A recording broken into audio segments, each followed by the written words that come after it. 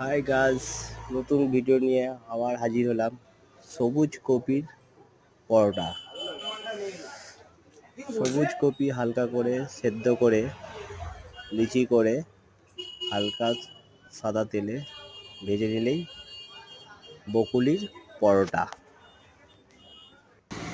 যারা যারা ফুলকপির পরোটা খেতে ইচ্ছুক প্লিজ কমেন্ট করো, আর একটা প্লিজ লাইক।